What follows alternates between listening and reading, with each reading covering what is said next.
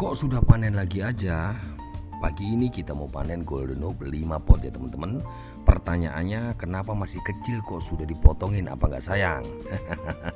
Jadi teman-teman, semua itu tergantung dari kebutuhan dan juga tujuan teman-teman ya. Jika kita di sini sebagai penikmat atau kolektor, kita melihat tanaman kita subur dan besar, tentunya bangga dan senang sekali ya.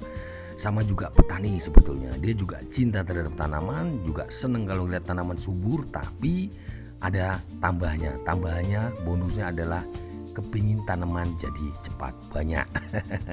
Ya, jadi hari ini pagi ini kita panen 5 pot golden hope ya. Ini panenan pucuk 1,5 bulan yang lalu sudah bisa dipanen lagi ya. Dan ini adalah hasil bonggolan-bonggolan bawah yang kita sisakan 2 daun pancing kalau saya ya. Jangan lupa diobatin ya, ditutup lukanya. Dan ini adalah panenan atasnya ya teman-teman.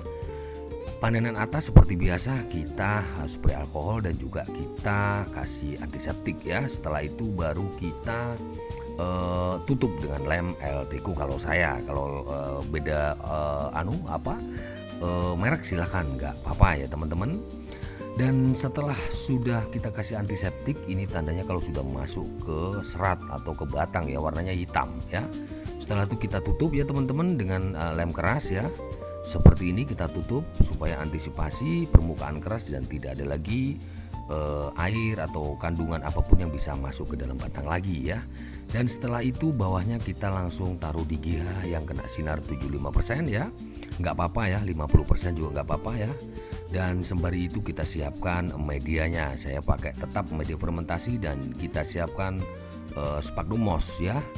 Juga siapkan pot ukuran 10 kalau saya ya. Kita isi 1/4 media ya.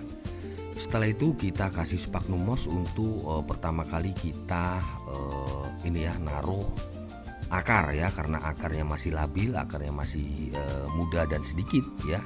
Kalau saya pakai sphagnum moss ya, supaya tetap adem dan cepat merangsang akar tumbuh yang atasnya lagi ya.